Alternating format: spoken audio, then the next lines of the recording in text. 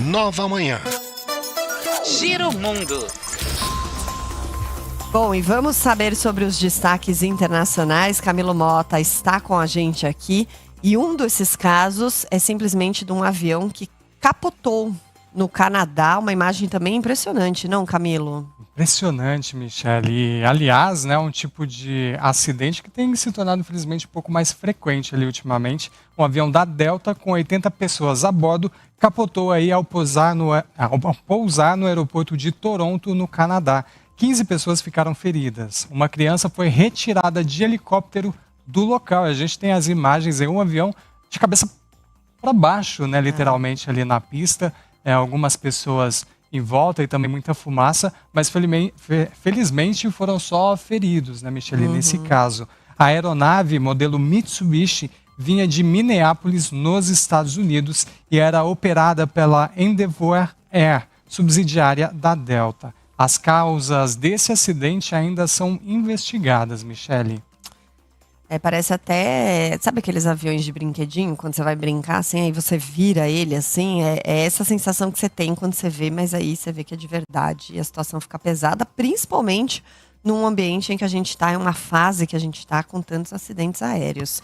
E teve acidente de ônibus também, acidente gravíssimo na Bolívia, não? Exato, Michele. E aí um ônibus na Bolívia, nessa segunda-feira, que deixou 30 mortos, além de outras pessoas feridas. O veículo perdeu o controle aí da direção e acabou caindo em um despenhadeiro de cerca de 800 metros de altura. O acidente aconteceu entre as cidades de Potosí e Oruro. Entre os 15 feridos, há crianças e algumas estão internadas aí em estado grave. De acordo com a imprensa local, as causas também estão sendo investigadas. Infelizmente, mais um acidente trágico.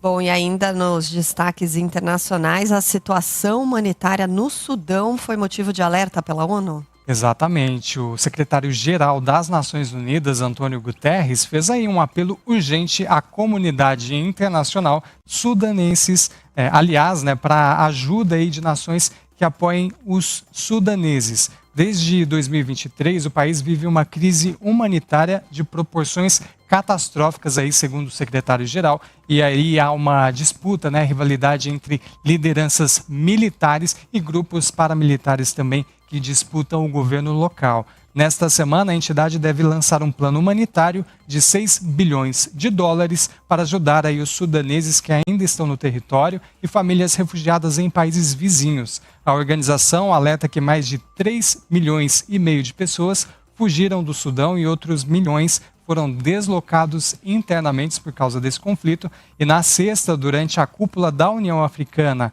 em Addis Abeba, capital da Etiópia, Guterres enfatizou a necessidade de ajuda internacional para conter a entrada de armas no país e o que está também forçando aí o deslocamento do povo sudanês. E ele também destacou a bravura de organizações populares lideradas por mulheres e socorristas locais que representam a maior parte da ajuda humanitária prestada. Como as situações de muita violência, são esses grupos aí que estão ajudando as vítimas desse conflito. Michele, volto com você. Obrigada, Camilo. E só um registro rápido ainda internacional. Ontem a gente falou aqui no Giro Mundo a respeito daquela lambança lá na Argentina, depois que o presidente Javier Milei indicou e incentivou as pessoas a comprarem um novo tipo de criptomoeda. E ontem a Bolsa de Valores da Argentina, o índice Merval, caiu 5,58%, então quase 6%. Depois dessa situação, essa criptomoeda chamada de Libra, ela sofreu uma forte desvalorização e tem uma estimativa aí que cerca de 40 mil pessoas podem ter perdido em torno de 4 bilhões de dólares, simplesmente por causa dessa atitude, do incentivo de um presidente da República em relação a uma criptomoeda e depois a forte desvalorização dessa mesma moeda. Agora, a Justiça deve investigar ou está analisando se Milei incorreu numa associação ilícita, fraude e descumprimento dos deveres de funcionário público, entre outros delitos. Um caso que ainda vai dar o que falar, né? Isso aí já virou investigação federal e, além do presidente, essa denúncia também menciona aí o CEO da Keep Network e Martin Menem, presidente da Câmara dos Deputados, que vão sofrer aí investigações por causa do que eles estão chamando de golpe financeiro, né?